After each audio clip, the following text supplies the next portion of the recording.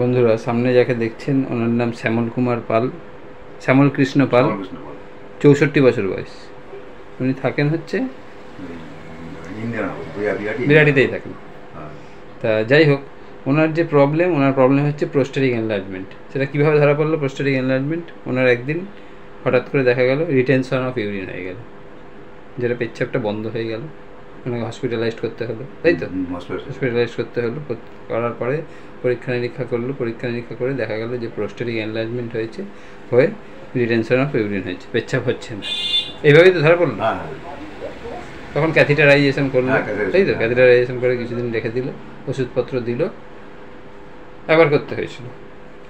তারপরে ওনার পরীক্ষা নিরীক্ষা দেখা গেল প্রোস্টেটিক এনলার্জমেন্ট আছে, পিএসএ লেভেল হাই। তা পিএসএ লেভেল হাই হলে সাধারণত একটা চিন্তায় পড়ে যায় যে পিএসএ লেভেল হাই কী ব্যাপার হলো। তাহলে পিএসএ লেভেল হাই মানেই যে প্রোস্টেটিক ক্যান্সার তা কিন্তু নয়। অনেক সময় দেখা যায় যে প্রোস্টেটিক এনলার্জমেন্ট হলে সেটা পিএসএ লেভেল হাই। ওনার ক্ষেত্রে পিএসএ লেভেল কিন্তু অনেকটাই বেশি ছিল। পিএসএ লেভেল 40.19, তাই তো ছিল? এবার উনি হয়তো আপনি কারোর কাছে শুনলেন বা আমার ভিডিও দেখেছেন বা কেউ আপনাকে সাজেস্ট করেছে, তাই তো, যে আসার জন্য, যে না এরকম প্রোস্টেটিক এনলার্জমেন্টে অনেক পেশেন্ট আছে আমার কাছে, এরকম দেখেছি। তা উনিও দেখেছেন, দেখে আমার কাছে চলে এসছেন। তা যেটা বলে যে প্রোস্টেটিক এনলার্জমেন্টের মেন প্রবলেমটা কী হয়? একটা সার্টেন এজের পর থেকে, মিডিল এজের পর থেকে, কারোর 50, 55, 60 এরপর থেকে দেখা যায় যে প্রোস্টেটিক এনলার্জমেন্ট প্রায় বেশিরভাগ মানুষের ক্ষেত্রেই হয়ে থাকে। এবং এতে প্রবলেমটা কী হয়? প্রবলেমটা হচ্ছে আপনার এই যে হঠাৎ করে রিটেনশন অফ ইউরিন হলো, এটা হতে পারে। এছাড়া হতে পারে যে ফ্রিকুয়েন্সি অফ মিকচুরেশন।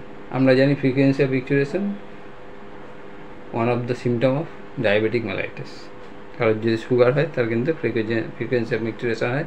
রাত্রিবেলা দেখা গেল বারবার পেচ্ছাপ করতে পারে। কিন্তু প্রোস্টেটিক এনলার্জমেন্টের ক্ষেত্রেও কিন্তু বারবার পেচ্ছাপ হয় রাত্রিবেলা। আপনার রাত্রিবেলা অনেকবার পেচ্ছাপ করতে হয়। এছাড়া প্রোস্টেটিক এনলার্জমেন্টের ক্ষেত্রে আরেকটা যেটা হয়, নট কমপ্লিটিং সেন্সেশন। পেচ্ছাপ করতে যাচ্ছেন, দেখা গেল যে ইউরিনটা পাস করার পরেও যেন মনে হলো কিছুটা রয়ে যাচ্ছে, সেটাও আপনার ছিল। তাহলে এইগুলোই কিন্তু দেখা যায়। তাহলে হচ্ছে ইউরিনটা পুরোটা পাস হচ্ছে না, কিছুটা রয়ে যাচ্ছে, রাত্রে বারবার যেতে হচ্ছে, বা কারোর ক্ষেত্রে হচ্ছে পেচ্ছাপ ধরে রাখতে পারছে না, পেচ্ছাপ পেলে ইনকন্টিনেন্স হয়ে যাচ্ছে, incontinence of urine, insecurity of urine.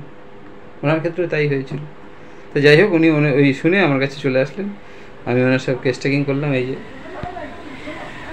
শ্যামল কৃষ্ণ পাল, 64 বছর বয়স, প্রোস্টেটিক এনলার্জমেন্ট হয়েছিল 9.5, একবার বন্ধ হয়ে গেছিলো। এই প্রোস্টেটিক এনলার্জমেন্ট পিএসএ কিন্তু ওনার 18/5/24 40.19। এটা আমার কাছে এসেছিলেন কবে? 13 তারিখ, 13/5। এই যে দেখুন 13/5 এসেছিলেন। আর এটা হয়েছিল, পরীক্ষা হয়েছে 8/5/24, 18 না 8/5/24 পরীক্ষা হয়েছিল। পিএসএ এত আছে। এবার আমি সিমটম নিয়েছি সব। সিমটমের মধ্যে ওনার ছিল হচ্ছে রাত্রে 3-4 বার পেচ্ছাপ করতে হতো, তাই তো? যেটা হয় নর্মাল লক্ষণ প্রোস্টেটিক এনলার্জমেন্টের, এটাই this is the normal symptoms. Obstruction কারোর হয়ে যায়, এই যে রিটেনশন হয়েছিল ওনার, কোনো সময় দেখা গেল হয়েছিল। ইনকন্টিনেন্স ছিল ইউরিনে, এই যে লিখেছি ইউরিন ইনকন্টিনেন্স, রাত্রে উঠতে হতো বারবার, এই সমস্যা ছিল। পার্সোনাল হিস্ট্রিতে যখন দেখেছি ওনার ছোটোবেলা থেকে বড় কোনো রোগ আছে কিনা, দেখেছি পার্সোনাল হিস্ট্রি HTN আছে, ওনার প্রেশার বেশি আছে, ওষুধ খেতে হয়, কোলেস্টেরল বেশি আছে, ওষুধ খেতে হয়। যখন ফ্যামিলি হিস্ট্রিতে গেছি, বংশে ওনার বাবারও প্রোস্টেটিক এনলার্জমেন্ট ছিল, তাই তো বলেছেন? তাহলে এইখান থেকে বোঝা যায়, দেখুন পেশেন্ট আমার কাছে এসছে প্রোস্টেটিক এনলার্জমেন্টের জন্য। This is one type of proliferation. তা আমরা জানি প্রলিফারেশন কিসে পাওয়া যায়? Psychotic patient. প্রলিফারেশন, ইনকোঅর্ডিনেশন, অল আর সাইকোটিক। তাহলে পেশেন্ট আমার কাছে এসছে, তার প্রোস্টেট গ্ল্যান্ডটা বেড়েছে, তাহলে আমাদের মাথায় এখানে চলে আসলো যে পেশেন্ট ইজ সাইকোটিক। এছাড়া বংশে যখন ওনার কী আছে, ওনার নিজস্ব পার্সোনাল হিস্ট্রিতে HTN আছে, প্রেশার বেশি, কোলেস্টেরল বেশি, তাহলে this is also one type of proliferation. এবং ফ্যামিলি হিস্ট্রিতে প্রোস্টেটিক এনলার্জমেন্ট ফাদারের ছিল, this is also covered, this is also telling us that patient is psychotic. তাহলে আমাদের চিন্তা করতে হবে পেশেন্টকে এমন একটা ওষুধ দিতে হবে যেটা অবশ্যই ডিপেক্টিং সাইকোটিক মেডিসিন হয়। কিন্তু এইটা দেখলেই তো কোনো ডিপেক্টিং সাইকোটিক মেডিসিন দেওয়া যাবে না। দেবো কীভাবে? তাহলে পেশেন্টের জেনারেলিটিস দেখতে হবে। তাহলে generalities is the main criteria to select a medicine, homoeopathic medicine. তাহলে আমরা যাবো জেনারেলিসে, যখন গেছি জেনারেলিসে তখন দেখেছি আমরা গায়ে শীত বেশি লাগে বলেছি, গায়ে শীত বেশি লাগে বলেছেন, গায়ে গরম বেশি লাগে না শীত বেশি লাগে? শীতটাই বেশি লাগে, গায়ে শীত বেশি লাগে, এই যে লিখেছি শীত বেশি লাগে। চিলি পেশেন্ট, গায়ে শীত বেশি লাগে, গরম সহ্য হয়, শীতটা একটু কম সহ্য হয়। এছাড়া পেয়েছি মোটামুটি কি খেতে ভালোবাসে বলেছেন যে মিষ্টি খেতে ভালোবাসে, মিষ্টি খেতে ভালোবাসেন, ঠিক আছে এই যে লিখেছি মিষ্টি খেতে ভালোবাসেন, সবথেকে ভালোবাসে মিষ্টি, তারপরে ঝাল, ঝাল খেতে ভালোবাসেন, পাতে লবণ লাগে, নুন খেতে ভালোবাসেন, নুন খাই না, নুন খান না এখন, কিন্তু আগে খেতেন, এখন খান না কেন? যেহেতু প্রেশার বেশি আছে। তাহলে আমরা সেখানে ইন্টারপ্রিটেশন করে ধরতে হবে যে পেশেন্ট ডিজায়ার সল্ট, সেই জন্য ডিজায়ার সল্ট অ্যান্ড সল্টই লিখেছি। এই যে নুন খেতে ভালোবাসতেন, প্রেশারের জন্য খায় না, কিন্তু মনের ইচ্ছা যে নুন খাবে, তাই তো? তাহলে সল্ট অ্যান্ড সল্টই লিখেছি। কাঁচা পেঁয়াজ খেতেও ভালোবাসে, মাংস খেতে পছন্দ করে, আইসক্রিম কোল্ড ড্রিঙ্কস পছন্দ করে, আইসক্রিম কোল্ড ড্রিঙ্কস মোটামুটি। তাহলে এইগুলো লিখেছি, এই যে সব তলায় দাগ দিয়েছি, এই যে লিখেছি। এছাড়া দেখেছি মুখে দেখুন ওয়ার্ডস ভর্তি, চশমাটা খুলুন, এইগুলো আমার অনেক ছোটবেলা থেকে দেখুন, এই যে মুখে দেখুন, এই পাশটা, এই পাশটা, এই পাশটা দেখুন, ফেসে দেখুন ওয়ার্ডস ভর্তি। হ্যাঁ, তাহলে মুখে ওয়ার্ডস আছে। আর সারা গায়ে আসিল আছে নাকি? হ্যাঁ, সারা গায়ে আর কোথাও আসিল আছে? হ্যাঁ, সারা গায়ে দু একটা আছে, কিন্তু ফেসে বেশি। হ্যাঁ, ফেসে বেশি আছে। তাহলে আপার পার্ট ওয়ার্ডস পেলাম। এছাড়া পেয়েছি পেশেন্ট মাইল্ড, যখন মাইন্ডে গেছি, মাইল্ড আপনার খুব যে রাগ হয় তা না, শান্তশিষ্ট, মাইল্ড, এই যে মাইল্ড পেয়েছি। সিম্প্যাথেটিক পেশেন্ট, পেশেন্ট যখন জিজ্ঞেস করে যাচ্ছে অন্যের প্রতি দয়া মায়া কেমন আছে, কেউ যদি অসুবিধায় পড়ে সাহায্য করার চেষ্টা করি, সিম্প্যাথেটিক আছে। অ্যাংজাইটি কিন্তু সেরকম কিছু নেই, অ্যাংজাইটি নেই। তাহলে আমরা যা পাবো দেখুন তাই লিখব। তাহলে patient is psychotic patient, patient incontinence of urine, পেচ্ছাপ পেলে ধরে রাখতে পারেন না, এখন তো ওষুধ খেয়ে সেটা আমি পরে আসছি, ধরে রাখতে পারতেন না। চিলি পেশেন্ট, নুন নোনতা খাবার খুব পছন্দ করতেন, এখন খান না। মিষ্টি খেতে পছন্দ করে, this is one contraindication symptom which I have prescribed.